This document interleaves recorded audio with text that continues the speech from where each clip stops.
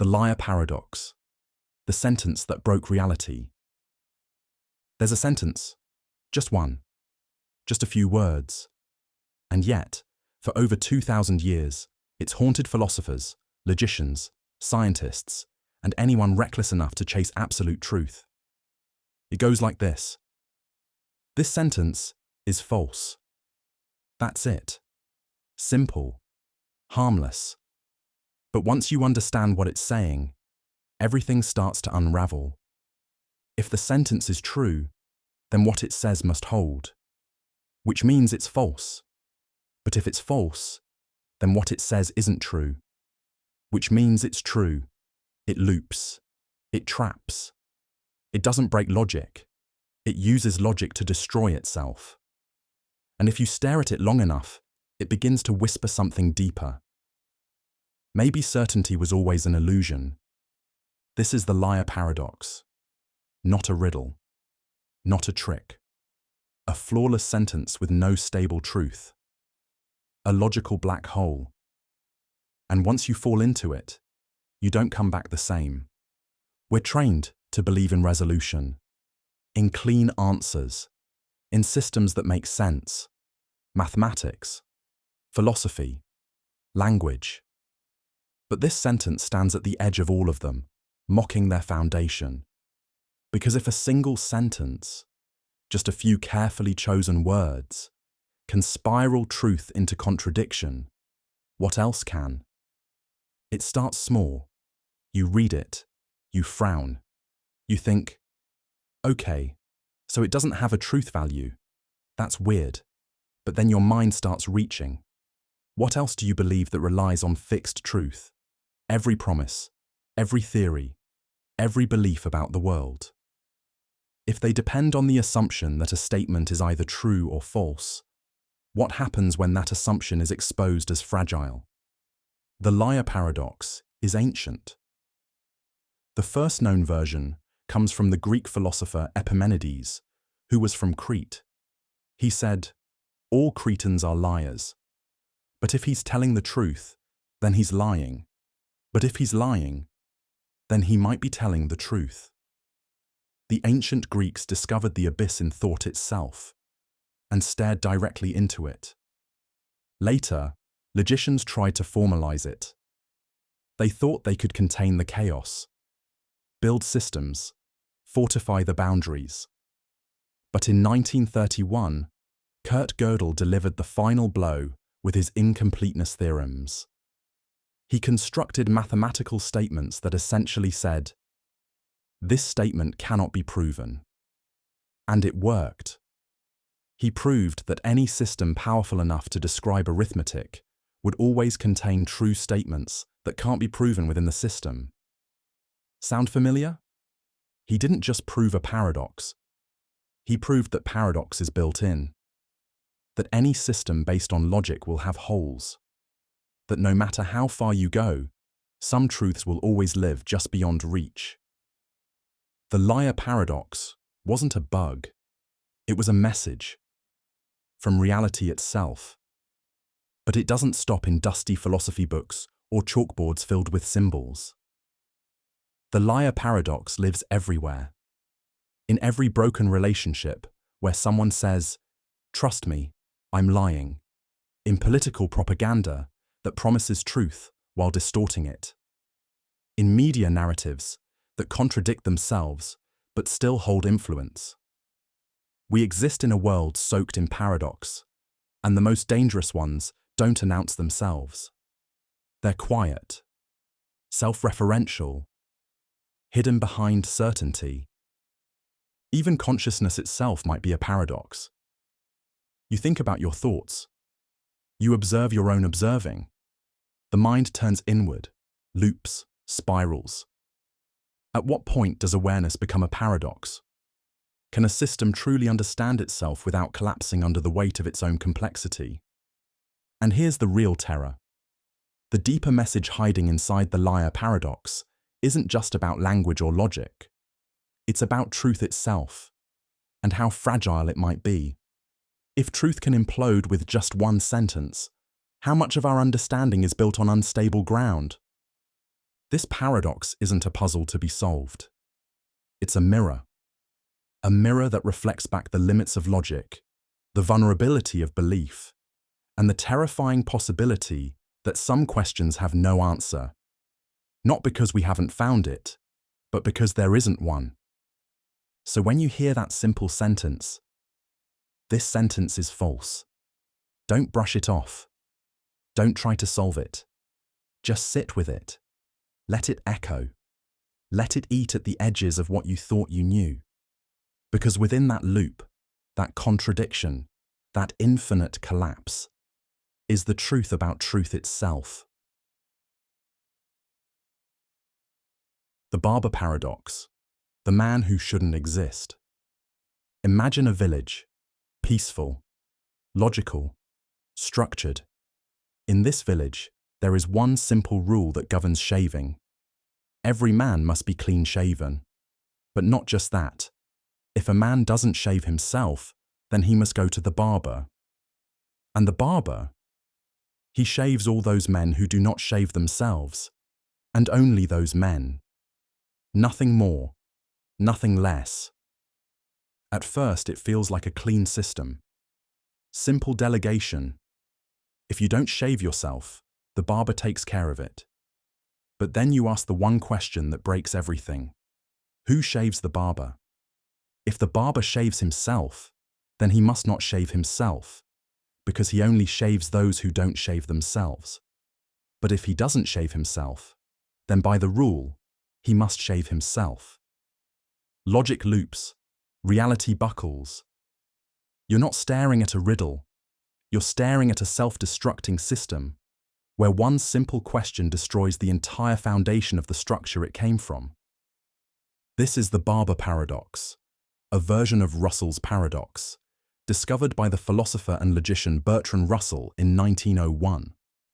And while it might sound like an amusing puzzle, it shattered the belief that mathematics and logic could be fully complete, consistent, and free of contradiction. Russell wasn't talking about barbers. He was talking about sets, collections of things in mathematics. He asked, what happens if you try to create a set that contains all sets that do not contain themselves? If it does contain itself, then it shouldn't. But if it doesn't, then it should. The system eats itself alive. It's the liar paradox dressed in formal logic, and it exposed something terrifying. The very foundations of mathematics were unstable. In a world built on rules, where logic is king and structure is sacred, this one paradox whispered a heresy. Structure may contain its own undoing. No matter how elegant a system appears, if it allows self-reference, it's vulnerable. Vulnerable to contradiction. Vulnerable to collapse.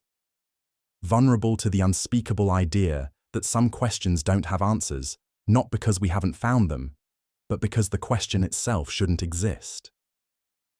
And what happens when this applies not just to math, but to minds? If the Barber Paradox can unravel formal logic, what happens to you when your identity becomes self-referential? When you say things like, "I don't trust my own thoughts," or "I know that I don't know," you step into the same hall of mirrors. You're the barber. You're shaving yourself. And in doing so, violating the very logic you're trying to follow. This isn't just a problem on paper. It's in our lives. In systems that regulate themselves. In societies that legislate their own laws. In ethics, where we try to apply rules to the rule makers. Even in AI, where machines are trained to evaluate themselves. The paradox never really left. It just changed its name, adapted to the modern world, became more subtle. Because we crave systems, we want control. But some systems cannot hold themselves up. They look perfect from the outside, but at the core, they spin with contradiction. The moment you ask the wrong question, the illusion cracks. The barber cannot exist. Not because he's imaginary, but because his existence destroys the logic that created him. Russell didn't just discover a paradox, he discovered a limit, a boundary, a place where thought cannot cross without falling apart. And that boundary still surrounds us. We build ideologies, belief systems, identities. But we rarely ask if they can survive their own rules. So next time someone tells you they've built a perfect system, clean, logical, airtight, ask them the barber's question. Watch the structure tremble. Because somewhere, in every system, there's a man holding a razor, and he shouldn't exist.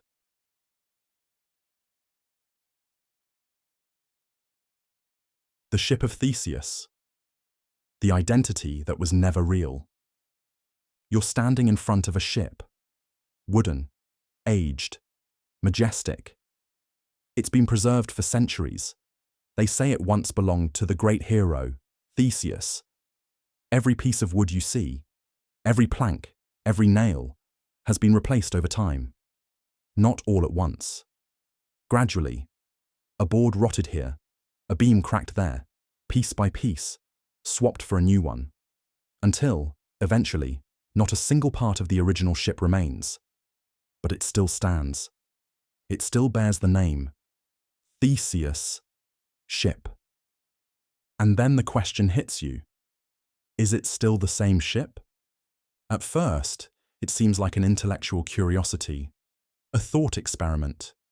But then something shifts, because it's not just about a boat, it's about you. If you replace every cell in your body over time, and you do, are you still you? If every memory you once had is reshaped, distorted, forgotten, if your values evolve, your beliefs twist, and your personality warps with time, can you really say you're the same person you were 10 years ago, or last year, or yesterday? The Ship of Theseus forces us to face a terrifying truth. Identity is an illusion held together by narrative, not substance. The ship is Theseus's because we say it is. You are you because you believe you are. But underneath, everything has changed. And it gets worse. Suppose someone took all the old planks, the original ones that were removed from the ship, and reassembled them into a new ship. Now, which one is the real Ship of Theseus? The one with continuity, but no original parts? Or the one with all the original material, but no history? The paradox splits reality in two. Both answers feel wrong, and yet both feel right. Logic spirals into contradiction.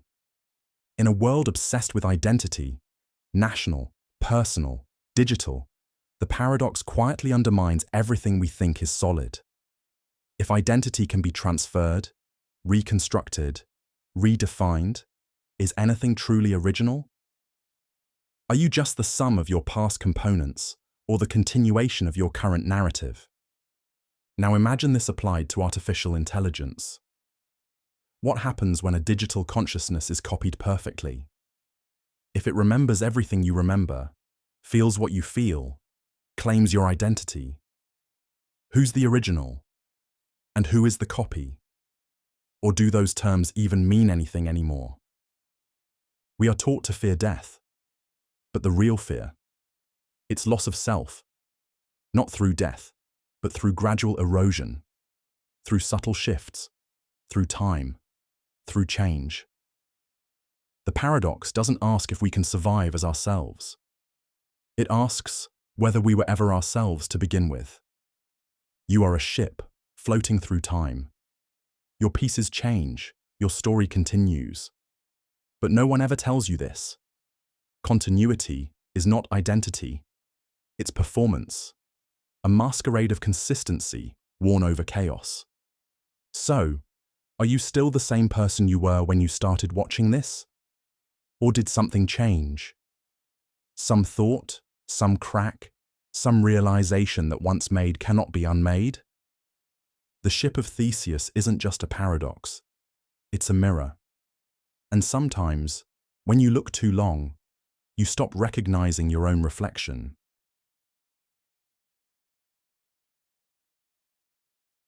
Yablo's Paradox. The lie that doesn't need a lie.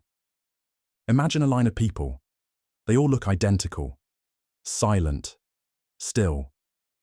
You approach the first person and ask them a simple question. Are you lying? They look you dead in the eyes and say, everyone after me is lying. You turn to the second person. They say the same thing.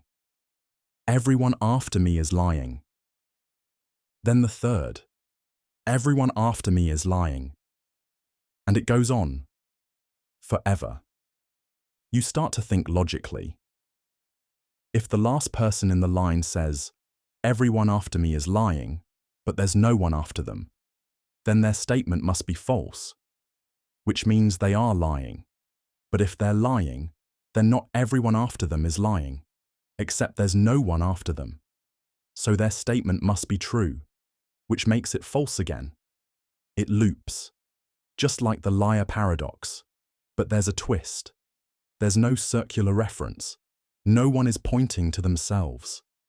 Yablo's paradox is different. It's a paradox without self-reference. That's what makes it dangerous. That's what makes it real. Each sentence only refers to the ones that come after. But as you try to resolve it, it collapses in on itself. If even one of them is telling the truth, then the next must be lying, which means the next after that must be truthful, which flips the next. And the entire line becomes a domino of contradictions that never ends. It's not just one liar. It's a whole system of lies feeding on each other.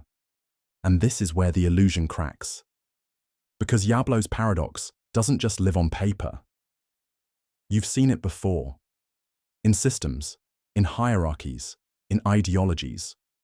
A politician blames the next generation. A CEO blames the next in command. A parent blames the world their child will inherit. Everyone pushes the blame further down the line until there's no one left to hold accountable. It's a structure of deflection, no self-reference, just outward pointing fingers. Not me, them. And when everyone says it, the truth disappears entirely. Yablo's paradox forces you to ask something terrifying. Can a system be broken even when no part of it is directly faulty? Can truth vanish, not because someone lied, but because everyone outsourced it? This is the architecture of modern deceit. It's not the liar who says I am lying. It's the crowd that whispers, don't look at me, look over there. And the most disturbing part? Yablo's paradox doesn't rely on contradiction to trap you. It uses logic, pure, clean, undeniable logic, until logic itself becomes the trap.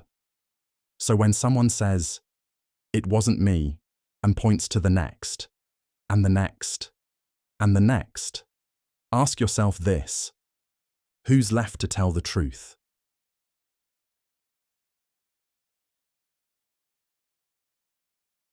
The paradox of the court. Justice that devours itself. A courtroom. Silent. No jury. No spectators. Just two men. Protagoras, a master of rhetoric, and Euathlus, his prized student. Their relationship was built on intellect and ambition. Protagoras would teach Euathlus everything he knew about law and persuasion. In return, Euathlus would pay, but only after winning his first case. That was the deal. But Euathlus never stepped into court. He studied, trained, and then vanished into hesitation or strategy. Protagoras, growing impatient, decided to force his hand by suing him. And just like that, the courtroom became a chessboard of logic, where every move cancelled itself out. Protagoras declared, if I win, the court forces you to pay.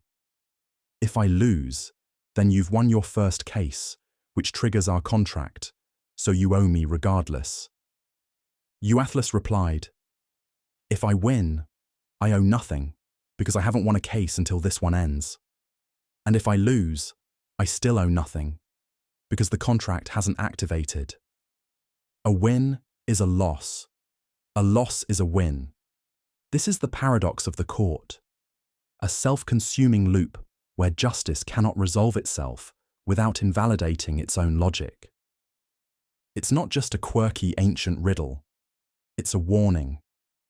Because if logic, our highest tool for fairness, can become its own undoing, then what do we really base our systems on?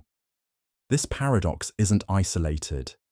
It resonates with the Euthyphro dilemma, where Socrates asks, is something good because the gods command it, or do the gods command it because it is good? Translate that into modern language, and you get this.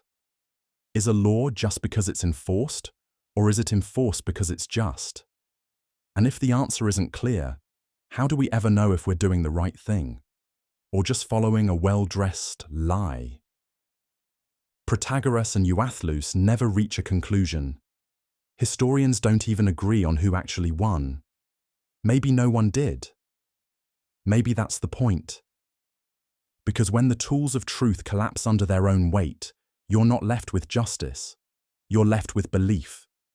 What you can convince others of, what you can frame as right. And in a world like that, truth becomes theatre. This paradox is alive today. Every legal loophole, every contradictory law, every politician caught in a technicality, they all echo back to this moment. The courtroom where the law ate itself. So next time you hear someone say, the system will sort it out, ask them, what happens when the system short-circuits? And what happens when justice loses the ability to judge? You've just won the lottery. The feeling surges through your veins. A dream realized. A piece of paper, adorned with numbers, holds the keys to a future free of struggle, free of worry. But as you stand there with that ticket in your hand, a new thought creeps into your mind. What happens next? You make your way to the lottery redemption office, where the attendant greets you with a polite smile. There's no rush, no anxiety, just the calm sense that you're about to walk into a new chapter of your life. But then, something unexpected happens. The attendant takes your ticket, scans it, and places it in front of you.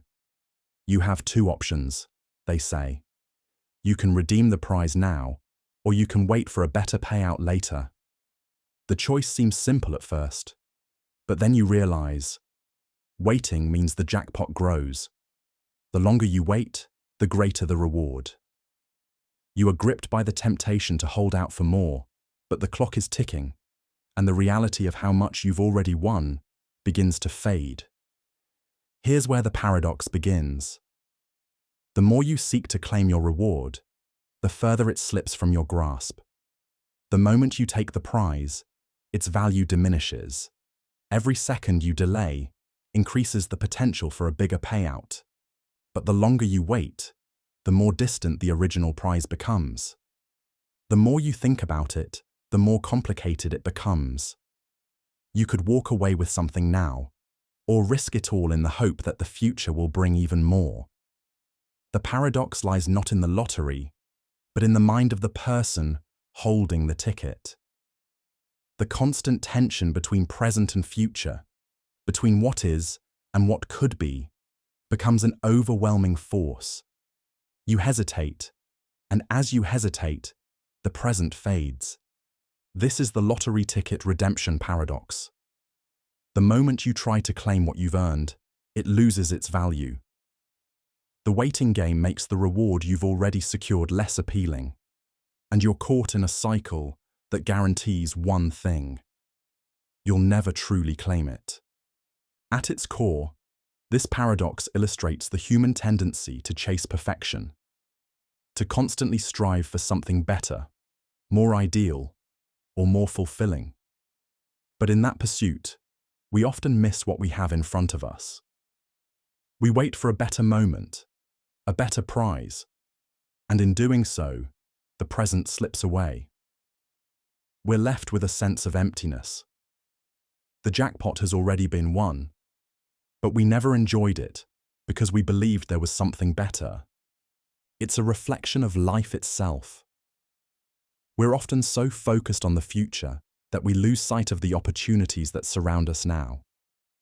How many of us delay happiness for the promise of a perfect life that may never come? How often do we defer action because the next step might hold more promise, only to realize we've wasted time that could have been spent enjoying what we've already achieved? The lottery ticket. Redemption paradox doesn't just apply to a lottery ticket. It's a lens through which we can examine our entire lives, our tendency to delay satisfaction in favor of an idealized future. We're all waiting for the next jackpot, convinced that there's something better on the horizon.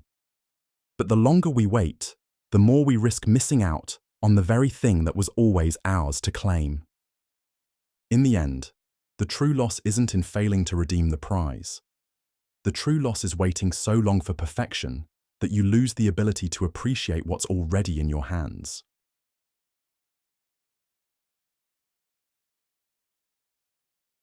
Goodman's new riddle of induction. The question of truth. Imagine you're standing at the edge of a cliff. The sun is setting, casting a warm golden hue across the horizon. Everything feels certain. You know the sun rises in the east and sets in the west. You've watched it for years, studied its patterns, and you trust that tomorrow will be no different. You're certain that the sun will rise again. But what if everything you believe about tomorrow is built on an illusion? This is where Goodman's new riddle of induction challenges your most fundamental beliefs. You see, we all rely on induction, the process of making generalizations based on past experiences. We believe that because something has always happened, it will continue to happen. It's why we trust the sun's predictable journey across the sky. It's why we trust the world to function the same way it always has. But Goodman asks us to question this simple, everyday reasoning. Let's say you've observed that every emerald you've encountered has been green. For years, this observation has held true. You've built your world upon this pattern. But Goodman throws a wrench in the works. What if I told you there's another color, a color you've never seen, but one that could be Grue?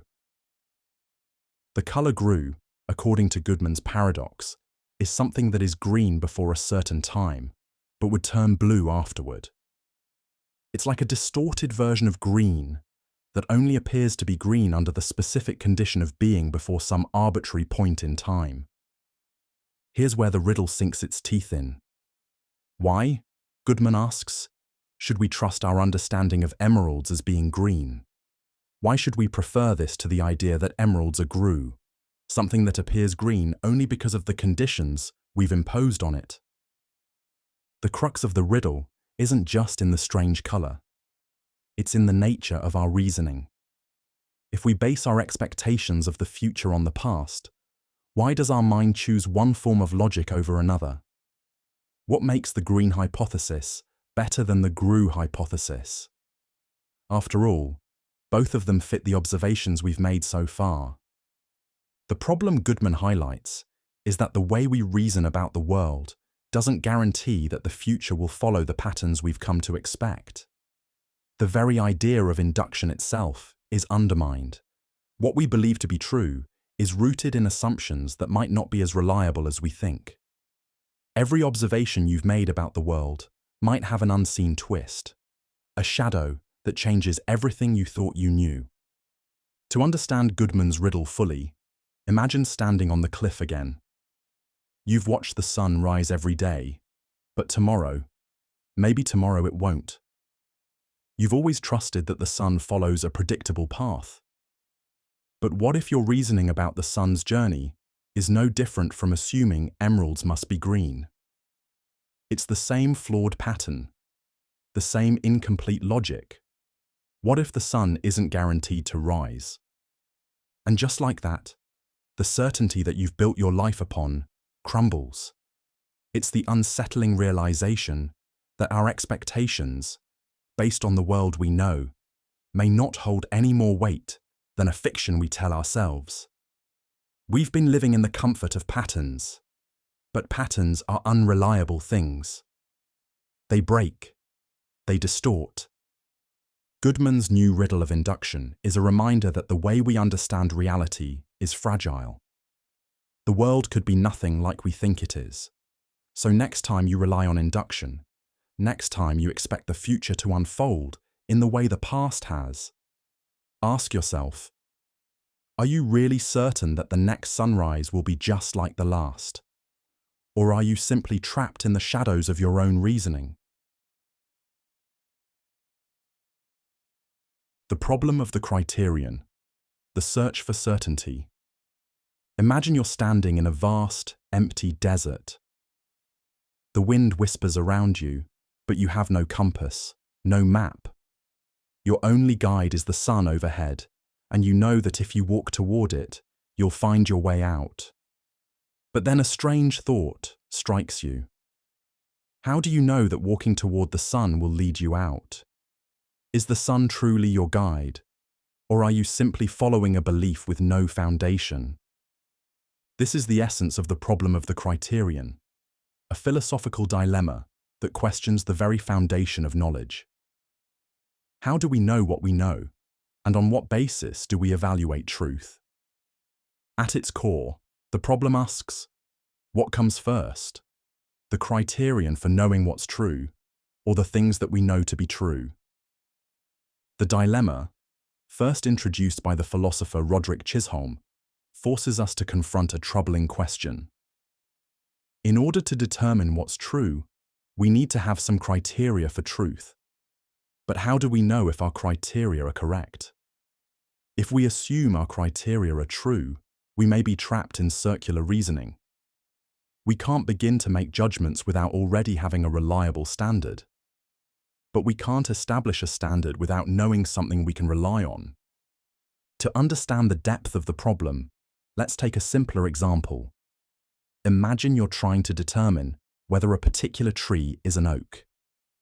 To know this, you must have a set of criteria in mind, such as specific leaf patterns, bark texture, or general size, that help you recognize an oak tree. But here's the catch. Before you can even use these criteria, you need to know what an oak tree is in the first place. So, which comes first? The criteria for identifying an oak tree, or the knowledge of what an oak tree is? This is the heart of the problem of the criterion. If you don't have a standard for what an oak tree is, you can't know whether your criteria are valid. But without your criteria, you can't know whether you're identifying the right thing at all. The problem of the criterion brings us face to face with the dilemma of beginning points in our search for knowledge. Do we start by establishing criteria, or do we begin by accepting certain truths and building from there? If we start with truths, how can we be sure they're reliable without a criterion for judging them? Conversely, if we start by establishing criteria, how can we trust them without already knowing some truths to apply them to? This problem isn't just academic, it's deeply unsettling. Every time we look at the world, we depend on certain assumptions. We rely on patterns, experiences, and preconceptions to shape our understanding. But what if those assumptions are faulty? What if the criteria we use to assess the world itself are unreliable? The problem isn't just that we don't know everything, it's that we may not even know how to know anything at all. Let's return to our desert. You're lost, unsure of which direction to walk in. The sun is your guide, but how do you know that the sun is leading you to safety? What if the sun is only one part of a far more complex landscape that you've never seen? You need a reliable criterion for what constitutes a safe path. But how can you trust it when you have no way of determining its accuracy? This uncertainty is where the problem of the criterion sinks in. In a world full of doubt and ambiguity, where every step seems both necessary and uncertain, the search for knowledge becomes an endless loop. What can we trust? Are the things we know reliable, or are they simply products of criteria that we've accepted without question? The problem is deeper than skepticism. It isn't just about questioning the facts of the world around us. It's about the very way we come to understand and accept those facts. Without a clear starting point for knowledge, we are left to wander endlessly, hoping to stumble upon truth, but never sure if we're heading in the right direction. In the end, the problem of the criterion doesn't just challenge our knowledge, it challenges the very foundations of our search for truth. The more we question, the more the ground beneath our feet becomes shaky, and the more we realize that the very process of understanding the world might itself be an infinite paradox. The Two Dogmas of Empiricism, Quine, the illusion of certainty. Imagine you are holding a piece of paper in your hand. The texture is smooth, the edges are crisp, and the ink feels real as it absorbs into the fibers of the page. You know what a piece of paper is. It's part of your everyday experience. It seems so real, so tangible. But what if everything you know about it, the paper, the ink, your very perception of it, was constructed from assumptions you never questioned? This is where Quine's Two Dogmas of Empiricism enter the picture, challenging the very foundation of how we understand reality and our knowledge of it. The problem, according to Quine, is that empiricism, our reliance on sensory experience as the source of knowledge, rests on two problematic dogmas that distort how we acquire understanding. The first dogma is the distinction between analytic and synthetic statements. Analytic statements are those that are true by definition, like, all bachelors are unmarried. Synthetic statements, on the other hand, are those that are true based on experience, like, the sky is blue.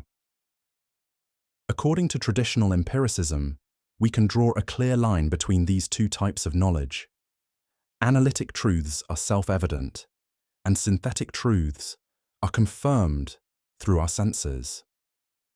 But Quine challenges this neat division. He argues that there is no clear line between analytic and synthetic statements. The idea that some truths are true by definition, independent of experience, is an illusion. Take the statement, all bachelors are unmarried.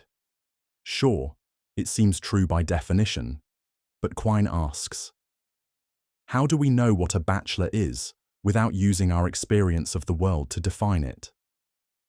Even definitions themselves are rooted in experiences and beliefs, meaning there is no pure, a priori knowledge free from the influence of the world. The second dogma Quine critiques is the belief in a reductionist view of meaning. According to this view, individual statements about the world can be verified independently of all other knowledge. For instance, we might say that a statement about the sky being blue can be verified by our sensory experience of looking at the sky. But Quine argues that statements don't stand alone in this way. They are part of a vast web of beliefs, experiences, and assumptions. To understand the truth of a single statement, we must consider it in the context of the entire web of our knowledge. The belief that we can isolate a statement for independent verification is an illusion. Take a simple observation. The paper is white. We think this statement is easily verifiable by looking at the paper, but Quine pushes us to question everything that goes into making this observation true. The color we see depends on our past experiences, the language we use, the lighting, and countless other factors. What if our perception of whiteness isn't the same as someone else's? What if, in a different context, the paper could appear differently? Our knowledge isn't just isolated pieces of verifiable facts. It's a complex, interconnected system. Our sensory experiences are influenced by everything we know, everything we've learned, and everything we've encountered. Nothing can be understood in isolation. These two dogmas, first, the distinction between analytic and synthetic statements, and second, the reductionist view of meaning, are deeply entrenched in traditional philosophy. They've formed the backbone of our understanding of knowledge for centuries. Yet Quine's argument is radical. There is no pure, objective foundation for knowledge. All knowledge is based on a web of interconnected beliefs and experiences, none of which are immune to revision or challenge. The implications are staggering. If we can't rely on a clear distinction between analytic and synthetic truths, and if all of our statements depend on a complex network of beliefs, how can we claim any piece of knowledge is certain? How do we know that the paper in our hands is really white, or that the sky is truly blue? Our entire worldview might be built on an intricate web of assumptions, with no clear foundation to ground it. To make matters worse, the search for certainty becomes even more elusive. If everything we know is interconnected, revising one part of our knowledge, one assumption, one belief, can send ripples throughout the entire web, shifting our understanding of everything else. In Quine's view, we don't possess the objective, indubitable knowledge that we think we do. What we call truth is far more fluid, far more intertwined with our own beliefs and experiences than we'd like to admit. In the end, Quine's two dogmas of empiricism reveal the fragility of our knowledge. It's a web of interconnected beliefs, none of which stand alone, and no single piece can be absolutely certain. What we think of as truth is shaped by our perceptions, our experiences, and our assumptions, and those are far more malleable than we realize.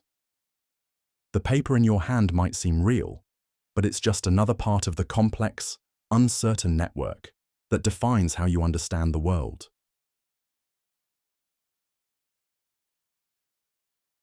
The Paradox of Knowability. Imagine you're in a room filled with books. Each one contains a story, a unique truth, a fact, a piece of knowledge. You walk over to the shelf and pick up a book at random. As you flip through the pages, you learn something new, something you didn't know before. Now picture this. What if, in this room of infinite knowledge, there are things that can never be known, even though we know they are out there? It's as if the very act of knowing something sets a boundary on what can truly be known. This is the core of Fitch's Paradox of Knowability, a paradox that challenges our very understanding of knowledge. Formulated by philosopher Frederick Fitch in 1963, this paradox reveals a fundamental tension in how we think about the limits of knowledge, especially in relation to what we can know versus what is knowable. At the heart of the paradox lies the idea that if a proposition is true, it must be knowable. That is, if something is the case, there is some way, in principle, for someone to know that it's true. But Fitch's paradox throws a wrench in this assumption by showing that this view leads to a contradiction. The paradox begins with a seemingly harmless assumption. If a proposition is true, then it is possible to know it. However, Fitch argues that this assumption creates an issue when we start applying it to all truths. Let's break it down. Consider that you know some things about the world. There are truths you accept, like the laws of physics, or the fact that the sun will rise tomorrow. You can point to these truths and say, "Yes, I know that." However, what about truths that you don't yet know? What if there are truths that are inherently unknowable? Things that, in principle, no one could ever know, even though they are true. Fitch's paradox emerges when we apply the idea that every truth must be knowable. If every truth is knowable, then there can never be any unknowable truths. But, on the flip side, If a truth is unknowable, then it can't truly be considered a truth at all. What this means is that every statement about the world must, in principle, be accessible to human knowledge. And this creates an uncomfortable implication. There can be no unknowable truths. But that's where the paradox deepens. If you assume that all truths are knowable, then the possibility of knowing becomes a constraint. As soon as something is true, it must be known, or it simply isn't true by the logic of the paradox. So, you might think that by holding this belief, all truths are knowable, you've created a more ordered and logical view of knowledge. But what happens is a twist. It implies that unknowable truths simply can't exist, which leads to the uncomfortable conclusion that certain truths might simply be forever out of reach. Let's make it more concrete. Imagine you're holding a paper and you know that somewhere in the universe, a mathematical equation exists that could explain the entire fabric of existence, yet no human could ever understand it. If the world follows Fitch's paradox, then this equation can't be a true fact. Because if it were, it would, by definition, have to be knowable. The paradox forces us into an impossible situation. There cannot be things that are both true and unknowable, leading to the question, can we truly ever know everything that is true? Or are there limits to human understanding that no amount of knowledge will ever breach? This paradox also raises fundamental issues in the philosophy of knowledge. Epistemology. If all truths are knowable, then it seems there is no limit to what we can know. But this runs into an immediate conflict with the idea of unknowable truths, things that are beyond our comprehension, even in principle. It forces us to confront a deep and unsettling question. Is it possible that some truths are simply outside the reach of human experience and perception, no matter how much we expand our knowledge? Fitch's paradox challenges our understanding of the limits of human knowledge by asking, if something is true, is it always knowable? Or can there be truths that are simply beyond the grasp of any mind? It forces us to reconsider the very nature of what it means to know something. Is knowledge just the discovery of truths that are waiting to be uncovered? Or is it a more complex interaction between what is true, what is knowable, and what we are capable of comprehending? Can knowledge truly have an end? Or is there always more to discover that will forever remain just out of reach? In conclusion, Fitch's Paradox of Knowability shakes our confidence in the relationship between truth and knowledge. It reveals a tension that we may never fully resolve. The more we seek to understand the world, the more we realize how much of it might always remain unknowable, no matter how hard we try to reach it.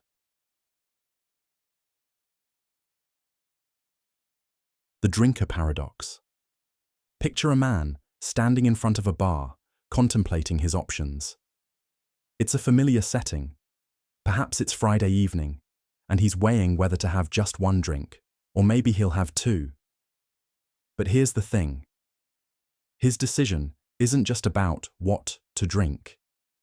It's about how rational he can be in his decision-making, especially when it comes to his behavior as a drinker. This is where the Drinker Paradox comes in, a thought experiment that challenges the way we think about rational choices, self-control, and addiction.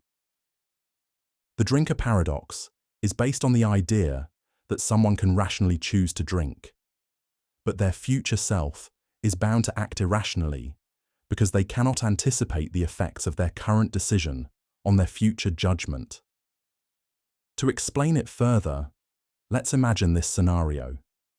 A person rationally decides to have a drink now, fully aware of the risks involved, whether it's driving, impaired decision-making, or simply the loss of control over future drinking.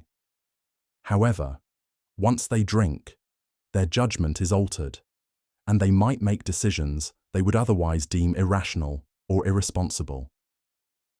At the heart of the paradox is the notion of self-control and rational decision-making. Rational decision-making suggests that when faced with a choice, an individual will choose the option that maximizes their overall well-being. The problem here is that drinking is often a form of self-sabotage, a choice that diminishes well-being in the long term, despite the short-term satisfaction. Now here's where things get tricky. Suppose you are aware of the paradox itself. You're making a decision with full knowledge that your future self may regret it. You understand the consequences, but you choose to act anyway. Why? It's because, in that moment, the immediate gratification overrides the future consequences. But once the decision is made and the alcohol begins to affect you, your capacity for rational thought diminishes. Your future self, now intoxicated, is in a weakened state of mind, making decisions that are clearly in contrast to the best choice made when sober. This leads to a fundamental paradox. How can you rationally make a decision now, knowing that your future self will likely make irrational choices as a result? It's like setting a trap for yourself and rationally deciding to step into it. Let's dig deeper into the idea of self-prediction. In the drinker paradox, you're essentially predicting that your future self will make a poor decision. And yet, you're still making a choice that will lead to that very outcome. But why would anyone, armed with such foresight, choose to engage in this behavior? The paradox arises because humans are present biased. We place higher value on immediate gratification and the present moment, often at the expense of future well-being. This paradox goes even further when considering addiction. Addictive behaviors, like drinking to excess, can lead to spiraling decisions that become progressively worse. The paradox here is that each rational decision to drink sets up a future scenario where future decisions, still under the influence of alcohol, become less rational. And so, the cycle of irrational decisions continues. It's a self-fulfilling loop, where the act of drinking, chosen rationally at first, eventually undermines the very rationality that allowed it to happen. The drinker paradox also raises questions about free will and responsibility. If we are aware of our future irrational decisions, but cannot avoid them, do we still bear full responsibility for our actions? And how does this play into larger societal debates about personal responsibility versus addiction? It creates an uncomfortable tension between the notion that we should be able to control our actions and the reality that we often fall prey to the whims of our desires, even when we know better. This paradox has profound implications in both ethics and psychology. It questions whether rational self-control is truly possible when it comes to decisions with long-term consequences, especially when the present moment is so overwhelmingly persuasive. Can we ever truly make rational decisions, knowing the potential for irrationality lurking just around the corner? If our future selves can't be trusted to make sound judgments, does that undermine the whole idea of rational decision-making? In essence, the drinker paradox is more than just about drinking. It's a reflection on how our desires, self-control, and rational thinking interact in ways that often contradict one another. We may know the right decision, but in the end, the decisions we make today, no matter how rational they seem, often set us up to make irrational choices tomorrow. It's a reminder that human behavior isn't always as logical and controlled as we like to believe. The problem of induction. Imagine you step outside, look up at the sky, and see the sun rising. You've seen this countless times, every day of your life, so you naturally assume that tomorrow the sun will rise again. But what if your assumption about the future is entirely unjustified. What if, despite all your past experiences, there's no logical guarantee that the sun will rise tomorrow? This is the essence of Hume's problem of induction, one of the most profound and unsettling philosophical challenges. David Hume, the Scottish philosopher, presented this problem in the 18th century, and it continues to influence philosophy and science today. Hume observed that our knowledge of the world is built on inductive reasoning. We infer general rules from past experiences. For example, we know that the sun has risen every day of our lives, so we infer that it will rise again tomorrow. This might seem like common sense, but Hume pointed out a deep flaw in this way of thinking. Hume argued that induction itself cannot be justified by reason. You cannot logically prove that the future will resemble the past based on past experiences alone. Just because the sun has risen every day doesn't mean it will continue to rise. There's no inherent logical connection between today's sunrise and tomorrow's. Just because we've seen a pattern, we assume that the future will align with it. But we can't rationally justify this assumption. Hume famously stated, "All inferences from experience are effects of custom, not of reasoning." At the core of Hume's problem of induction is the is-ought gap. We observe a pattern, and then we assume that it should continue, but there's no reasoning that guarantees the pattern will persist. The sun might rise every day, but it might not tomorrow.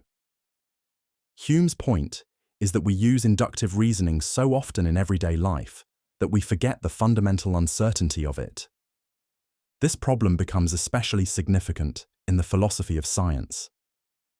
Scientists rely heavily on induction to make predictions based on past data. But according to Hume, the scientific method, rooted in inductive inference, cannot be justified in an absolute sense. The fact that a scientific theory has been repeatedly validated by experiments doesn't guarantee that it will hold true in the future. Just because gravity has worked the same way for centuries doesn't mean it will always behave that way. Hume's challenge is deeply unsettling because it forces us to question the very foundation of knowledge. How can we trust any generalization or scientific theory if we can't justify the inference from past experiences? This problem opens a Pandora's box of philosophical implications. It forces us to reckon with the idea that no matter how many times we observe a pattern or event, we can never be certain that the future will mirror the past. It also casts doubt on the certainty of our scientific knowledge. Could all of human knowledge, based as it is on induction, be built on an uncertain foundation? Can we ever truly know anything with absolute certainty? Or are we forever locked in a cycle of belief based on habits and past experiences? One of the solutions proposed in response to Hume's problem is pragmatism, which suggests that while induction might not be logically justified, it is useful for navigating the world. Even though we can't prove that the future will resemble the past, we continue to use inductive reasoning because it works well enough in practice. But this raises the question, is usefulness the same as truth? Can we continue to rely on induction simply because it yields results? Or do we risk accepting a faulty system of knowledge? Hume also suggested that our reliance on induction is a habit of mind. We have a psychological need for patterns, and this leads us to expect the future to mirror the past. But this habit doesn't make induction logically valid. It merely reflects human nature's tendency to seek order, even in the face of uncertainty. This habit may give us a sense of security and predictability, but it doesn't eliminate the philosophical problem at the heart of it. The problem of induction challenges the very way we perceive the world. It forces us to confront the limits of human knowledge and recognize that we can never be entirely sure about the future. No matter how many times we observe an event, there's always the possibility that it could be different next time. And so, we live in a world where the most basic assumptions about the future, the ones we rely on to make sense of our lives, are ultimately based on shaky grounds. Hume's insight remains a powerful reminder that our understanding of the world is far from perfect. While induction may guide us through daily life, we can never completely escape the uncertainty it brings. The Abilene Paradox is a fascinating and often unsettling insight into group decision-making. Coined by management expert Jerry B. Harvey in 1974, it describes a situation where a group of people collectively agree on a course of action that none of them actually want, because each person mistakenly believes that it's what the others desire. The result is a decision that no one supports, driven not by genuine consensus, but by a cascade of false assumptions. The paradox gets its name from a story. A family in Texas decides to drive to Abilene on a hot day for dinner, even though none of them really want to go. After enduring the long, uncomfortable trip, they realize they all agreed to it only because they thought everyone else wanted to. No one spoke up, and everyone silently assumed the others were enthusiastic. At its core, the Abilene Paradox is not about conflict, but agreement gone wrong. It reveals how fear of dissent, politeness, or misreading social cues can push a group toward actions that contradict every individual's actual preferences. It's different from groupthink, where people align with a dominant opinion to maintain harmony. In the Abilene Paradox, the mistake is subtler. Everyone falsely believes there is a dominant opinion, even when there isn't. This phenomenon is common in families, workplaces, governments, anywhere people are afraid to rock the boat. It leads to wasted resources, bad decisions, and silent frustration. Ironically, people might end up resenting others for a choice they all secretly opposed. The paradox underscores the importance of open communication and checking assumptions in group dynamics. Often, asking a simple question like, "Does everyone actually want to do this?" can prevent a collective mistake and reveal that no one was ever on board to begin with. The mere addition paradox, also known as Parfit's repugnant conclusion, is one of the most disturbing and debated ideas in population ethics. Introduced by philosopher Derek Parfit, the paradox explores what happens when we try to measure the moral value of different populations, especially when weighing quality of life against number of lives. Imagine this.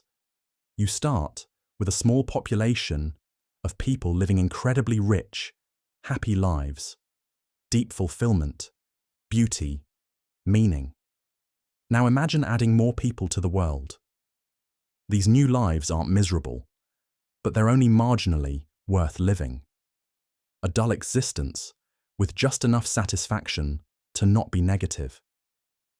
According to certain utilitarian calculations, this new, larger population, with lower individual happiness, might be morally better than the smaller, more joyful group, simply because the total amount of happiness has increased.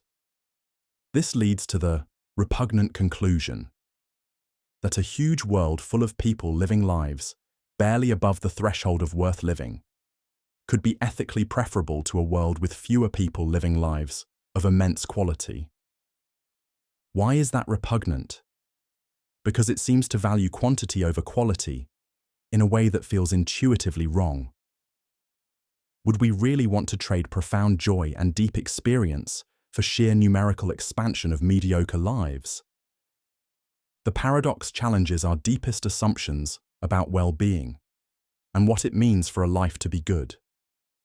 It forces us to ask, is a massive population with minimal happiness ethically superior to a smaller, deeply content one? Should we aim to maximize total happiness, or should we consider average happiness, or something else entirely? philosophers have struggled to resolve the paradox. Some reject the conclusion by proposing new ethical frameworks. Others embrace it as an uncomfortable truth. It cuts to the heart of questions about ethics, existence, and the future of humanity, especially as we think about things like long-term survival, AI-driven civilization planning, or space colonization. The mere addition paradox isn't just about numbers. It's about what kind of future we believe is worth creating, and whether more life always means better life. Everyone actually want to do this, can prevent a collective mistake, and reveal that no one was ever on board to begin with.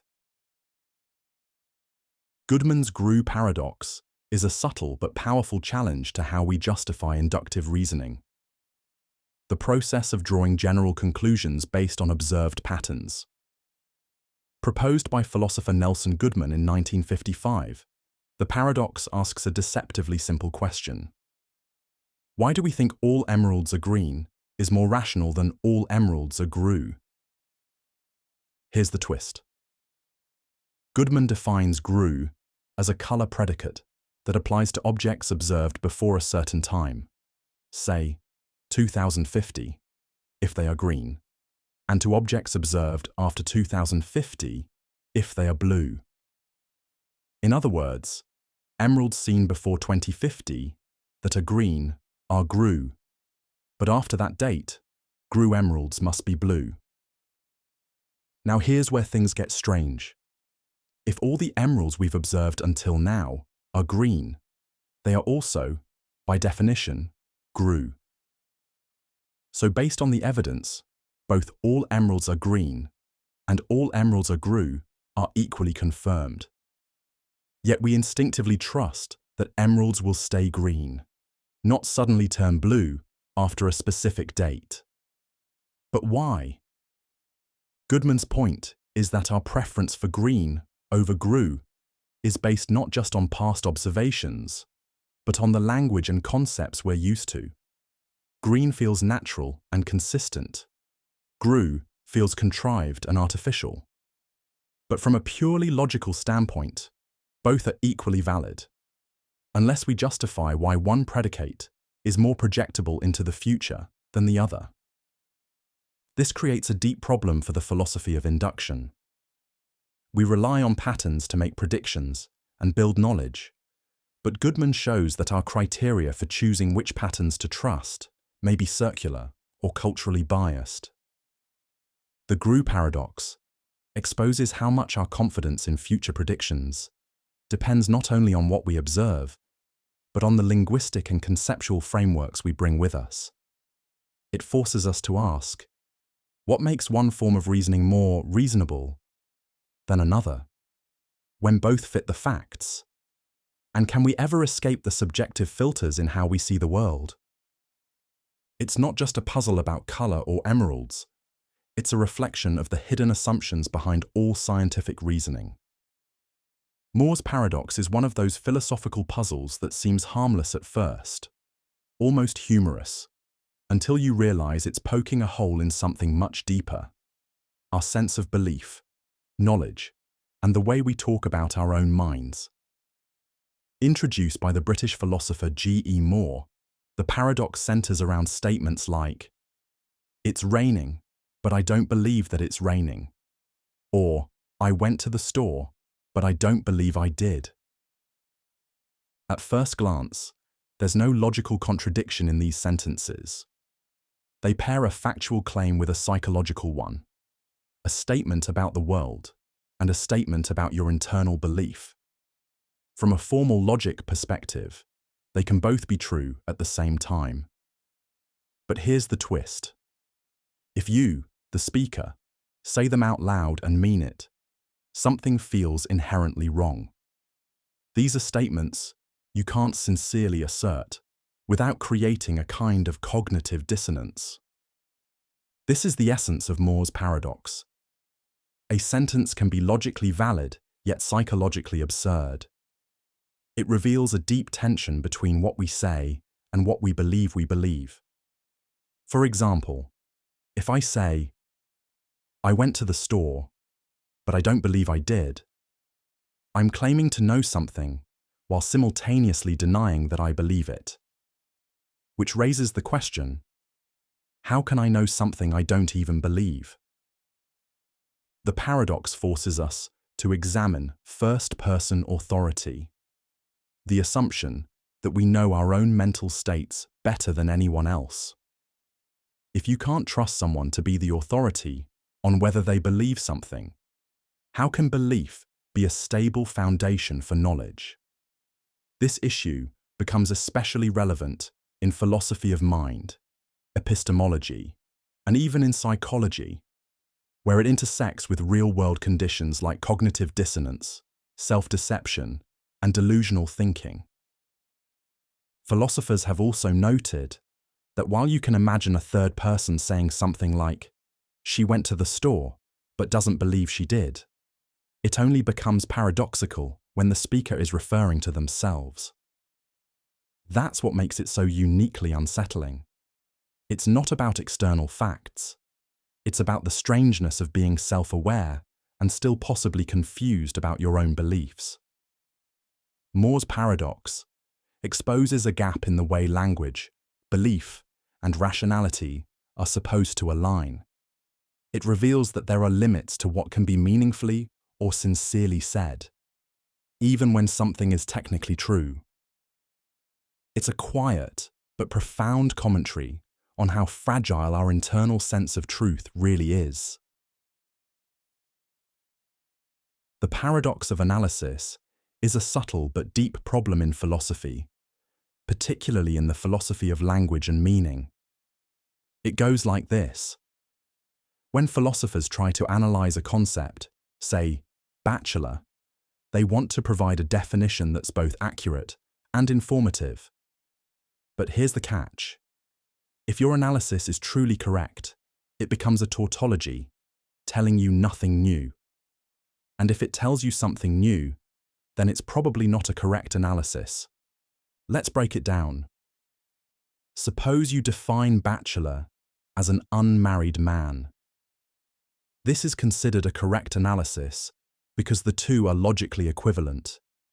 But saying a bachelor is an unmarried man doesn't really give you any new information. It's just repeating what we already know using different words.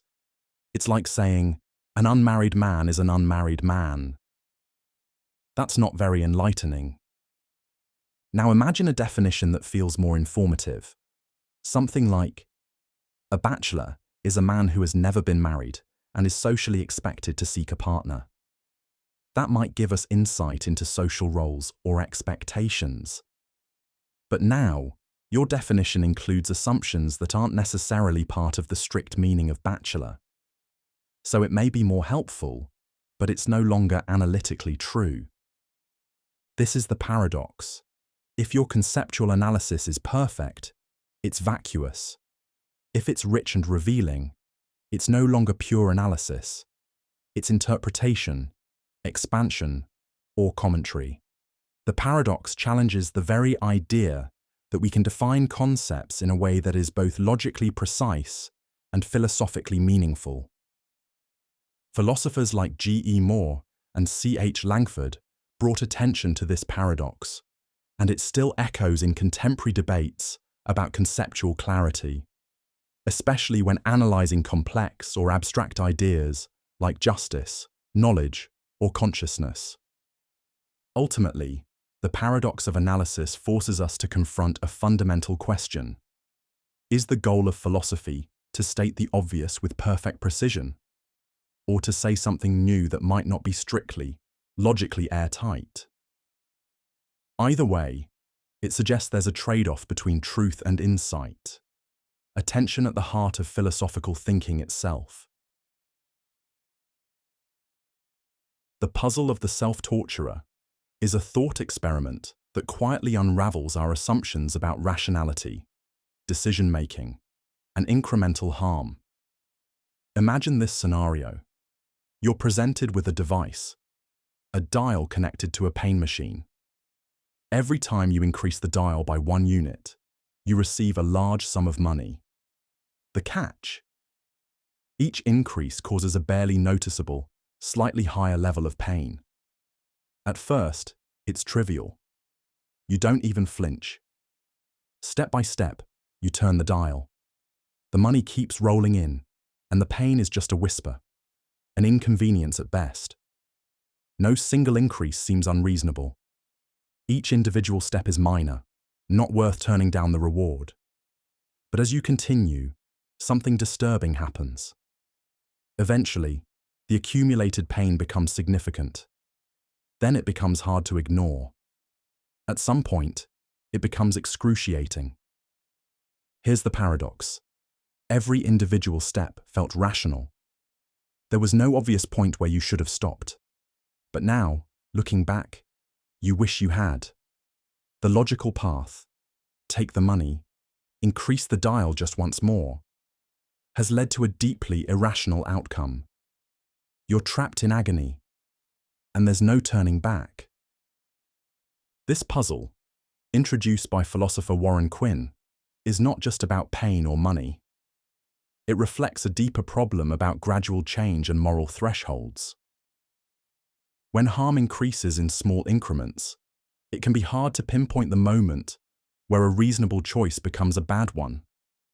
It mirrors real-world situations, overworking yourself, slowly eroding your mental health, tolerating increasing injustices, or contributing bit by bit to climate damage.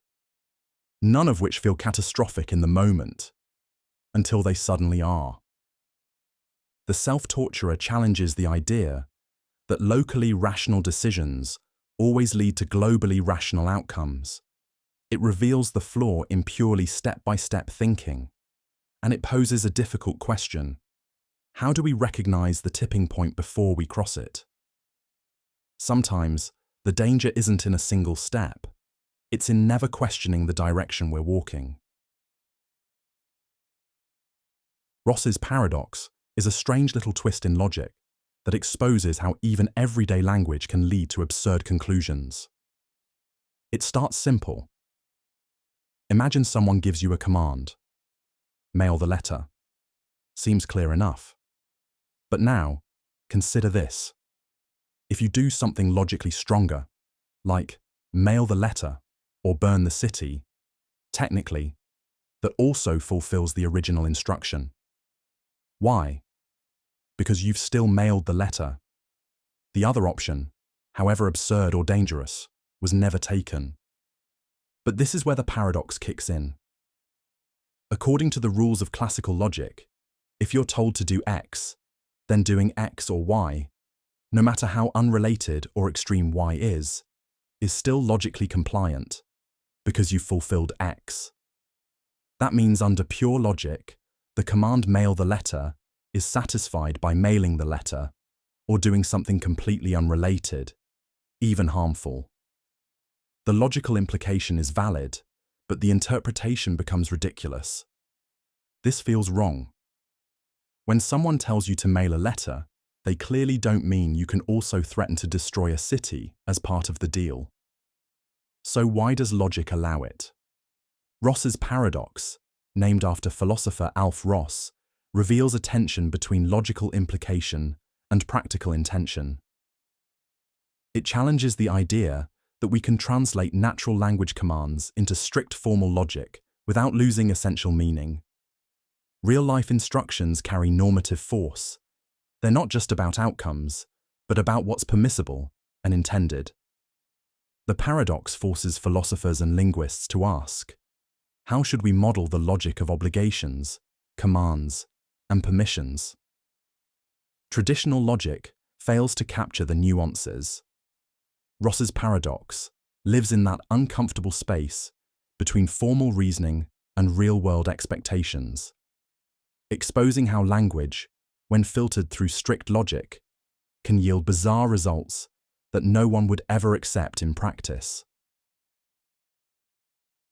Curry's paradox is one of those logical knots that starts off sounding like a joke, then slowly unravels your sense of what truth and logic even mean.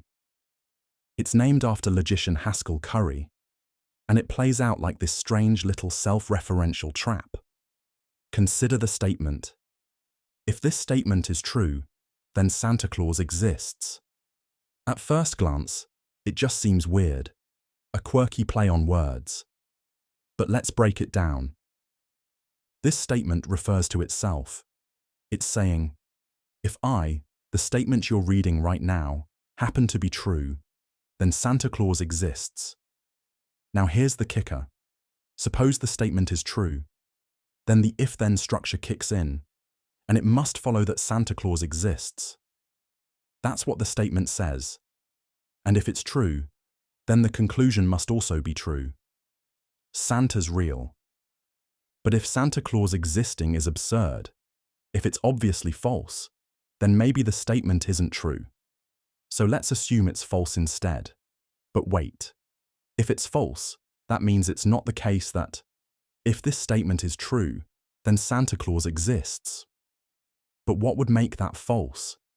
In classical logic, an implication, if A, then B, is only false if A is true and B is false. So for the whole implication to be false, the first part, that the statement is true, would have to be true. Which leads us right back to the implication being true. It's a loop. Either way you go, you're trapped. Assume it's true. Boom. Santa exists. Assume it's false. Wait. That implies it might be true again. You've walked into a logical paradox where truth seems to pull itself into existence from its own structure. No contradiction. No violation of standard logic rules. Just a chain of reasoning that somehow leads you to a conclusion that should be impossible. This is what makes Curry's paradox so disturbing. Unlike other paradoxes that rely on contradictions, Curry's doesn't need one. It uses conditional logic and self-reference to create a statement that effectively asserts, if I'm true, then X is true, where X can be anything. You can substitute Santa Claus exists for 2 + 2 = 5, or the moon is made of cheese, and the paradox still holds. The implications are serious. Curry's paradox challenges the foundations of logical systems, like set theory and formal proof. It shows that even without contradiction, a system can be manipulated into deriving any conclusion if you allow too much freedom in self-reference and implication. This is why logicians have to be extremely cautious about how they build formal languages, particularly when it comes to self-referential statements and unrestricted conditionals. Just like with the liar paradox, this statement is false. Curry's paradox shows that language and logic, when turned in on themselves, can become unstable, producing conclusions from nothing, like conjuring Santa Claus out of pure syntax. It's not just a quirky brain teaser, it's a quiet warning from the edge of reason. The reverse Gullibility paradox is a fascinating and subtly profound thought experiment about the nature of skepticism and belief. It begins with a premise that feels intuitively appealing: the desire not to be fooled. In an age where misinformation is rampant and falsehoods are widespread, it's natural for people to become hypervigilant, adopting a position of extreme skepticism. This skepticism can manifest as a refusal to believe anything, because after all, believing in something leaves you vulnerable to deception.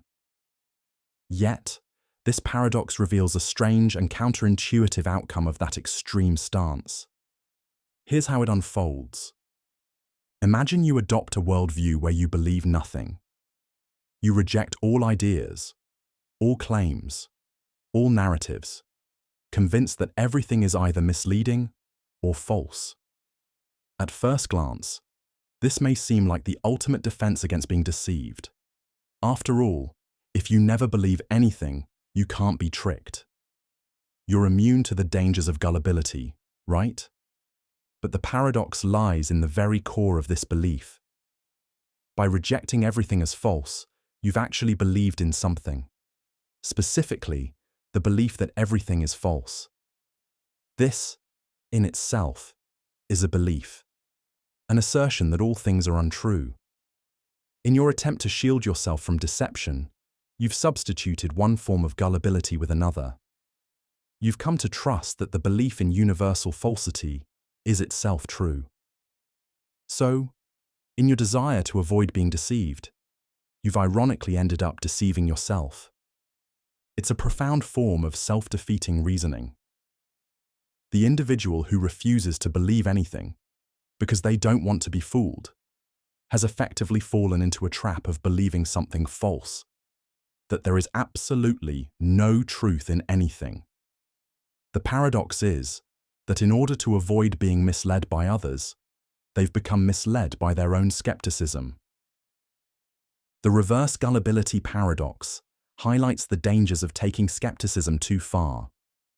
It underscores the balance required between healthy skepticism, the ability to question and critically evaluate information, and the ability to trust in certain sources, ideas, or principles.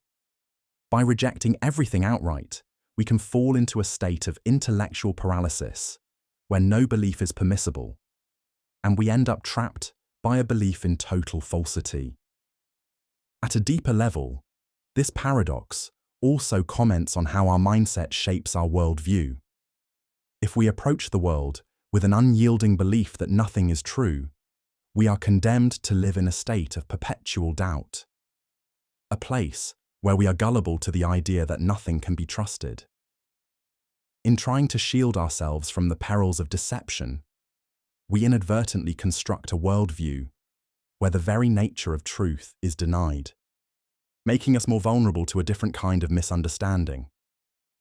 In essence, the paradox serves as a reminder.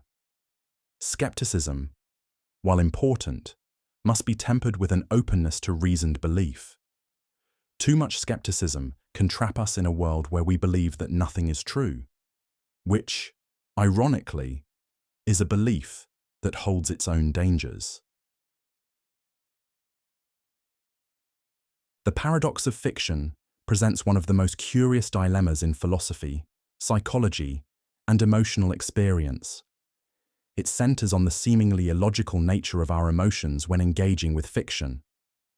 Specifically, it asks the question, how is it possible to feel real emotions for fictional things? Things we know aren't real. Why do we cry, feel joy, or experience fear for characters, events, or worlds that we know exist only in our imagination or on a screen? At first glance, this paradox seems counterintuitive.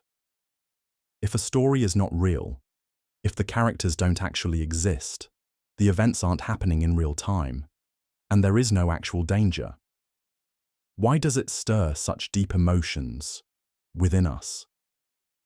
After all, when we feel sadness over a fictional death, we are fully aware that the character's suffering isn't real, and yet the emotional response can feel just as intense as if the loss were tangible.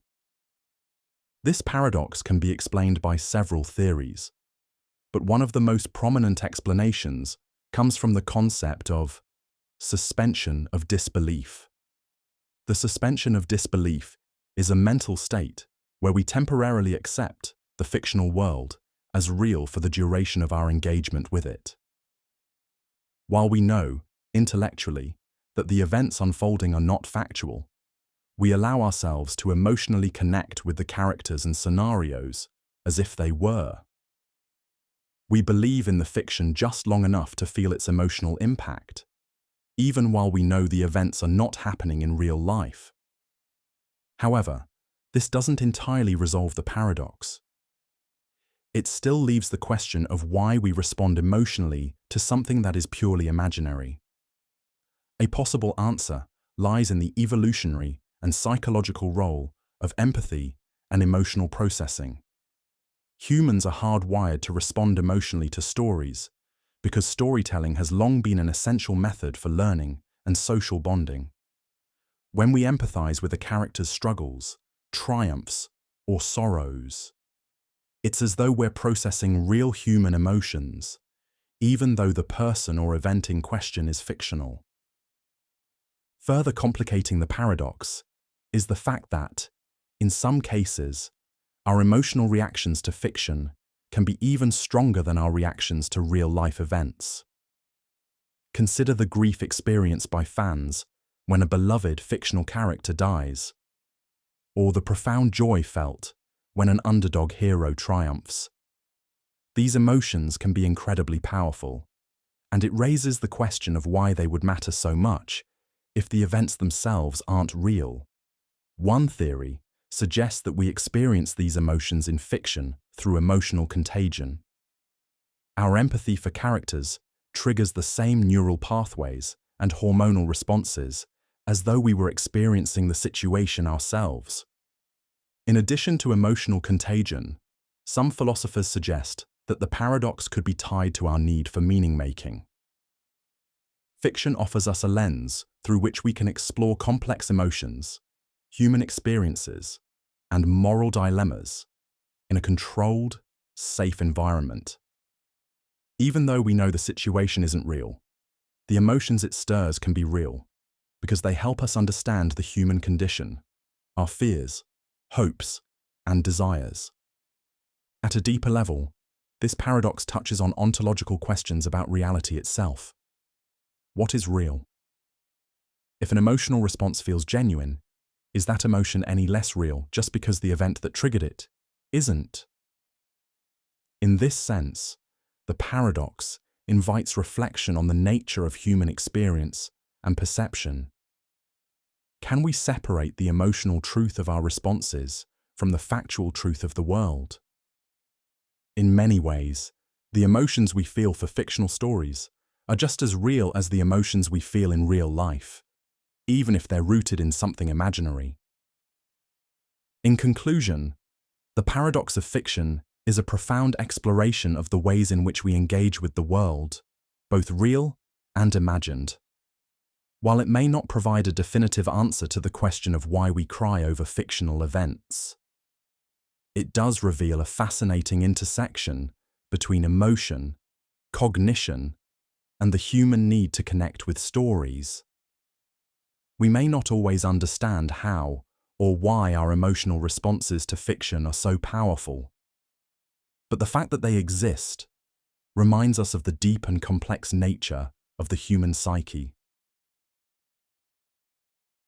The paradox of voting, also known as Downes' paradox, presents a curious contradiction at the heart of democratic participation. It revolves around the seemingly irrational behavior of voting, particularly the notion that individual votes are highly unlikely to have any meaningful impact on the outcome of an election. Despite this, millions of people still go to the polls and cast their ballots, convinced that their vote matters and can influence the results. On the surface, the paradox appears straightforward. Given the immense scale of elections, especially in large democracies, the likelihood that any one vote will change the final outcome is virtually zero. In a national election, where millions of people participate, the chances of a single vote altering the outcome are statistically insignificant. Even if you have a strong opinion or preference, the effect of your vote in such a massive system is almost non-existent. So, why do people vote? This paradox was first formalized by economist Anthony Downes in his 1957 book, An Economic Theory of Democracy, where he argued that voting is inherently irrational from a purely individualistic standpoint. If you consider voting as an act of maximizing personal benefit, the rational conclusion is that it doesn't make sense to vote. After all, the expected benefit you gain from your vote, the chance of influencing the outcome, is so small that it doesn't outweigh the costs of voting, such as time, effort, and resources spent on educating yourself about the candidates and issues. However, despite the apparent irrationality, people continue to vote in huge numbers. One possible explanation for this is psychological satisfaction. many voters derive a sense of fulfillment or moral satisfaction from participating in the democratic process, regardless of the actual impact of their vote. Voting, in this sense, can be seen as an expression of personal values, a civic duty, or a way of contributing to society. For many, it's not about directly influencing the election's outcome, but about being part of a collective action that shapes the future of the nation. Another reason why voting persists, despite its apparent irrationality, is the duty to vote narrative, which is deeply ingrained in many democratic cultures. The belief that voting is a civic responsibility, that it is part of being a good citizen, helps to justify the act of voting, even when the individual impact is negligible. It's a social norm, often reinforced by education systems, media, and political discourse, that encourages people to view voting as a moral imperative, rather than a purely rational decision. Furthermore, the social influence of voting cannot be underestimated. People often vote because their peers vote, or because they want to avoid the social stigma of not participating in the democratic process. There's also a sense of community and solidarity in large-scale voting, where individuals feel connected to a larger movement or a shared cause. The act of voting is not just about the individual impact, but about the collective power of the voting public. Economists and political theorists have also pointed to expressive voting as a partial solution to the paradox. Expressive voting suggests that individuals cast their votes as a form of self-expression, conveying their beliefs, identities, and preferences, rather than expecting any tangible political benefit from the outcome. This helps explain why people vote in situations where their chances of influencing the outcome are minuscule. They may not expect their vote to change the election result, but they see it as a way to express their values or beliefs in a public, meaningful way. The paradox has led some scholars to explore alternative models of voting and political participation. For example, the idea of ranked choice voting, proportional representation, or deliberative democracy could address the paradox by making each vote more consequential, either through more meaningful participation in the decision-making process, or by restructuring the system to give more weight to individual preferences. In conclusion, the paradox of voting challenges our understanding of human behavior in the context of democratic participation. While the act of voting may seem irrational when viewed purely through a lens of personal benefit and probability, it remains an enduring and deeply ingrained part of civic life. Whether motivated by psychological satisfaction, moral duty, or social influence, voting serves as a complex social phenomenon that goes beyond the simple calculation of expected outcomes. It's a testament to the human desire to be heard, to participate, and to contribute, even in a world where the individual's impact is so small.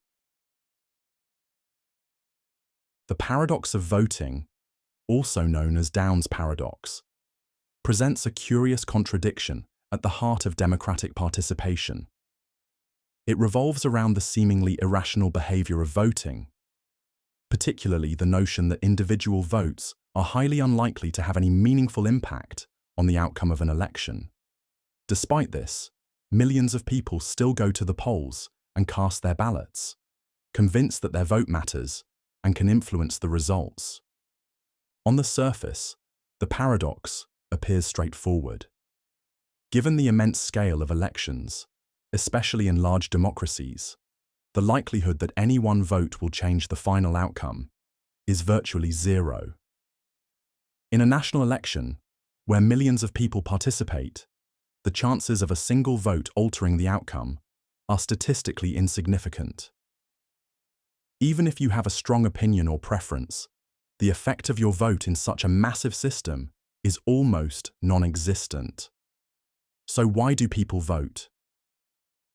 This paradox was first formalized by economist Anthony Downs in his 1957 book, An Economic Theory of Democracy, where he argued that voting is inherently irrational from a purely individualistic standpoint. If you consider voting as an act of maximizing personal benefit, the rational conclusion is that it doesn't make sense to vote. After all, the expected benefit you gain from your vote, the chance of influencing the outcome, is so small that it doesn't outweigh the costs of voting, such as time, effort, and resources spent on educating yourself about the candidates and issues. However, despite the apparent irrationality, people continue to vote in huge numbers. One possible explanation for this is psychological satisfaction. Many voters derive a sense of fulfillment or moral satisfaction from participating in the democratic process, regardless of the actual impact of their vote. Voting, in this sense, can be seen as an expression of personal values, a civic duty, or a way of contributing to society. For many, it's not about directly influencing the election's outcome, but about being part of a collective action that shapes the future of the nation. Another reason why voting persists, despite its apparent irrationality, is the duty to vote narrative, which is deeply ingrained in many democratic cultures. The belief that voting is a civic responsibility, that it is part of being a good citizen, helps to justify the act of voting even when the individual impact is negligible. It's a social norm, often reinforced by education systems, media, and political discourse, that encourages people to view voting as a moral imperative, rather than a purely rational decision. Furthermore, the social influence of voting cannot be underestimated. People often vote because their peers vote, or because they want to avoid the social stigma of not participating in the democratic process. There's also a sense of community and solidarity in large-scale voting, where individuals feel connected to a larger movement or a shared cause. The act of voting is not just about the individual impact, but about the collective power of the voting public. Economists and political theorists have also pointed to expressive voting as a partial solution to the paradox. Expressive voting suggests that individuals cast their votes as a form of self-expression, conveying their beliefs, identities, and preferences, rather than expecting any tangible political benefit from the outcome. This helps explain why people vote in situations where their chances of influencing the outcome are minuscule. They may not expect their vote to change the election result, but they see it as a way to express their values or beliefs in a public, meaningful way. The paradox has led some scholars to explore alternative models of voting and political participation.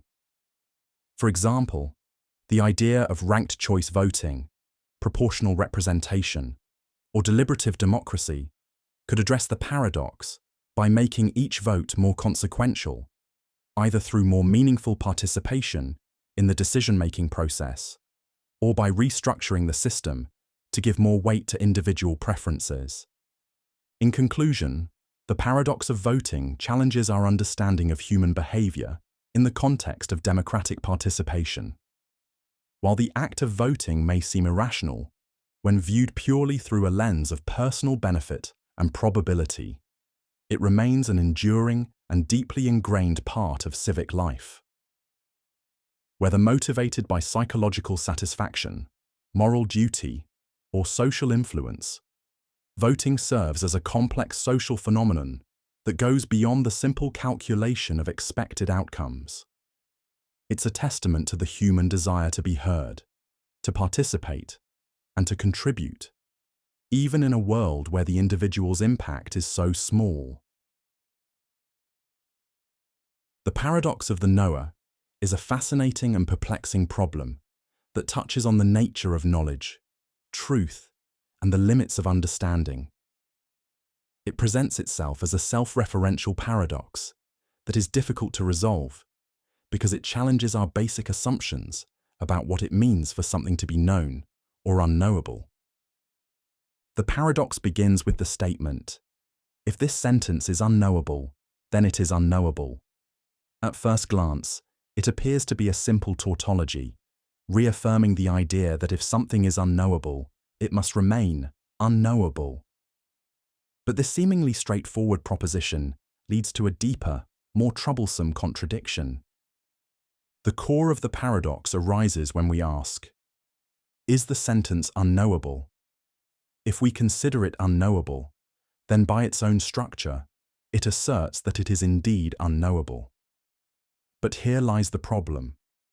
By declaring the sentence to be unknowable, we also imply that it is true. That is, the statement itself must hold, and its truth must be acknowledged, or it cannot remain unknowable. This creates a tension. If the sentence is unknowable, it should not be possible to know its truth. Yet, if we assume that it is unknowable, we have already engaged with it on some level of understanding, thus knowing that it is unknowable. The paradox becomes even more intriguing when we reflect on what it means for something to be known. In this context, if we acknowledge the statement's truth, i.e., that it is unknowable, then we have, in effect, known something about it. But in doing so, we contradict the very notion that it is unknowable. In essence, the unknowable becomes known, and thus the paradox arises. If the sentence is unknowable, then it must be true, but by accepting it as true, we seem to have known it, thus making it knowable. The paradox challenges the traditional dichotomy between what is known and unknown, illustrating how these concepts are not as clear-cut as they might seem. It raises deeper philosophical questions about the limits of knowledge and the nature of truth. If something is inherently unknowable, does that mean it exists outside the realm of our understanding entirely? Or is it simply a matter of how we approach and frame the concept of knowledge? One way to view the paradox of the knower is through the lens of epistemology, the branch of philosophy concerned with the nature of knowledge and belief. This paradox calls attention to the self-referential nature of statements and how they can collapse upon themselves when scrutinized. Self-referential statements, like this one, often lead to logical loops that defy simple categorization into true or false. It also hints at the limitations inherent in the human understanding of truth, as it challenges us to consider whether there are things that can never be fully known or understood, even in principle. Another way to interpret the paradox is through the lens of paraconsistent logic, which allows for contradictions to exist within a logical framework without collapsing the system entirely. In this interpretation, the paradox suggests that knowledge itself might be more flexible than we assume, and that we might need to adjust our understanding of truth and knowability to accommodate these complexities. In conclusion, the paradox of the knower serves as a profound reminder of the limits of our understanding. It exposes the tension between knowing and unknowability, highlighting the complex interplay between truth, knowledge, and the way we conceptualize the boundaries of what can be known. Through this paradox, we are forced to confront the possibility that some truths might exist beyond our grasp. Yet the very acknowledgement of this might simultaneously bring them into the realm of the known. It's a mind-bending puzzle that continues to challenge philosophers and thinkers alike. Yablo's paradox is a fascinating and counterintuitive logical puzzle introduced by philosopher Stephen Yablo in 1993. Unlike other well-known paradoxes, such as the liar paradox, Yablo's paradox doesn't involve self-referential statements. Instead, it involves an infinite sequence of sentences, each asserting that all subsequent sentences are false. Yet, despite the absence of self-reference, the paradox still leads to a contradiction. To set up the paradox, imagine an infinite list of sentences. Each sentence is of the form, all sentences after this are false. So, sentence 1 says, all sentences after this are false. Sentence 2 also says, all sentences after this are false. Sentence 3 does the same, and so on, indefinitely. Now let's break down the logic of the paradox. If we assume that sentence 1 is true, it asserts that all the sentences following it must be false. But if sentence 2 is false, this implies that the statement it makes, all sentences after this are false, is itself false. This would mean that there must be some sentence after sentence 2 that is true. But that creates a conflict, because sentence 1, by assuming it's true, insists that all subsequent sentences, including sentence 2, must be false. This causes a contradiction, as we can't reconcile the truth of sentence 1 with the falsity of sentence 2 without violating the logic of the statement itself. As we continue this analysis down the list, we encounter the same issue for every sentence. Each sentence in the list is trying to declare that all subsequent sentences are false, but because the sequence is infinite, we can never definitively determine whether any of the sentences are true or false without conflicting with the others. The infinite chain of sentences creates an irresolvable paradox that cannot be consistently evaluated. This paradox is notable because it doesn't rely on self-reference, as other paradoxes like the liar paradox do. Instead, it demonstrates how contradictions can arise in an infinite sequence of statements, each referring only to the statements that follow it. There's no circular reference in this paradox, and yet the contradiction emerges from the infinite nature of the list. It's this reliance on an infinite regress of truth claims that leads to an inherent logical breakdown. The paradox challenges our understanding of truth in infinite systems. In a typical logical framework, contradictions are often thought to arise when a sentence refers to itself. But Yablo's paradox shows that even in the absence of self-reference, an infinite sequence of statements can lead to contradictions. This has deep implications for formal logic, especially in systems that involve recursion or infinite regress, as it suggests that such systems can generate paradoxical outcomes regardless of how they are structured. Ultimately, Yablo's paradox is a compelling demonstration of how complex the nature of truth can be, even in seemingly simple logical frameworks. It shows that paradoxes can emerge from infinite sequences of statements, even when there is no direct self-reference. The paradox not only challenges our understanding of truth, but also forces us to reconsider how infinite structures can affect the consistency of logical systems. The Benardete Paradox is a thought-provoking and perplexing paradox that explores the concept of infinite processes in the context of travel or movement.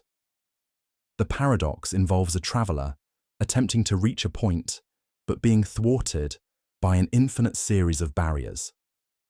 Each barrier, while preventing the traveler from advancing, is insufficient on its own to stop him completely. However, when these barriers are combined into an infinite sequence, the traveler can never reach the destination, despite each individual barrier being imperceptibly small or easy to overcome. Imagine the scenario. A traveler begins their journey, aiming to reach a specific point. Along the way, they encounter a series of barriers that stand in their path. The key point is that while each individual barrier might be so small or insignificant that it can be easily passed, when combined, they form an infinite number of obstacles. The paradox arises because no single barrier is enough to prevent the traveler from moving forward, but the infinite number of them creates an insurmountable challenge. To understand the paradox better, consider the process in stages. In theory, if the traveler faces one barrier, they can simply pass through it. If there are two barriers, each is easy enough to overcome, and the traveler proceeds. However, as the number of barriers increases to infinity, the situation changes. The traveler can't simply go around or avoid these barriers one by one, because the total number of obstacles they must overcome is infinite.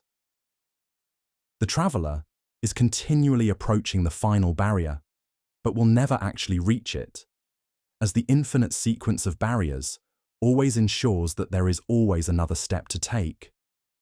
At first glance, this seems counterintuitive. After all, if each individual barrier doesn't prevent the traveler from moving, why is it that an infinite sequence of them can make the destination unreachable? The paradox challenges our understanding of infinite processes and their implications for movement or progress. It highlights the strange nature of infinity, where the sum of an infinite number of infinitesimally small barriers can lead to a result that seems impossible. The traveler can never reach their destination. The Benardete Paradox also raises important questions about the concept of infinity in real-world scenarios. It forces us to grapple with the idea that while infinity may seem like a purely theoretical concept, it can have real, paradoxical consequences when applied to situations of movement, travel, or progress. The paradox invites us to consider how infinite processes behave in contexts that seem logical and well-defined in finite terms, but become deeply problematic when extended to infinity. In summary, the Benardete Paradox is a profound exploration of the counterintuitive nature of infinity. It shows that while each barrier in the infinite sequence is too small or insignificant to stop the traveler, their combined effect creates a situation where the traveler can never reach their destination. This paradox challenges our assumptions about movement and progress, and invites us to reconsider the implications of infinity in our understanding of time, space, and possibility. The Teletransportation Paradox delves into profound questions about identity, consciousness, and the nature of self. The paradox revolves around a scenario where a machine is designed to scan your body, copy it atom for atom, and reassemble it in a distant location. Once reassembled, the new you appears physically identical to the original, with the same memories and characteristics. But here's the catch. Is the person in the new location still you? The crux of the paradox lies in the distinction between physical continuity and psychological continuity. If your body is copied atom by atom and reconstructed elsewhere, the physical form is recreated. But is it the same entity? To the onlooker, and even to yourself, everything about the new body, from its appearance to its memories, seems identical to the original. However, many argue that something essential might be lost in the process: the continuity of your consciousness. One way of thinking about the paradox is by considering the concept of personal identity. What truly makes you who you are? Some philosophers, particularly those who subscribe to the theory of psychological continuity, argue that personal identity is rooted in the continuity of consciousness and memory. Under this view, if the machine simply creates a perfect copy of your body, but there's no ongoing subjective experience during the copying process, the new body would not be the same person. The you that existed before the transport might cease to exist the moment the machine begins the copying process, and the person in the new location is essentially a replica with all your memories, but not your continued, conscious experience. On the other hand, some proponents of physical continuity argue that if the machine does a perfect job of copying your body and mind, and the new body is indistinguishable from the original, then there is no reason to doubt that the new person is the same as the original. After all, what constitutes you, in this view, might simply be a matter of having the same physical and mental state, not necessarily an uninterrupted flow of consciousness. Further complicating this is the issue of death. What happens to the original? If the process of teletransportation involves dismantling the original body and recreating it atom by atom elsewhere, is the original person destroyed in the process? If so, does that mean the teleported individual is actually someone else, who merely has your memories and characteristics, rather than being you at all? The paradox can be expanded beyond just the act of teleportation to explore deeper philosophical implications about the nature of consciousness and selfhood. If we are to consider the continuity of our experiences and consciousness as integral to our identity, the Teletransportation Paradox highlights the challenges of reconciling the technological possibility of perfect replication with the intangible, subjective experience of being alive. In essence, the Teletransportation Paradox forces us to confront a question that has intrigued philosophers and scientists for centuries. What does it mean to be you? Is it your physical body, the continuity of your consciousness, or perhaps something else entirely that defines your identity? Whether or not teleportation could ever be realized, the paradox raises profound questions about the very essence of personal identity, which may not have easy answers in a world of advancing technology.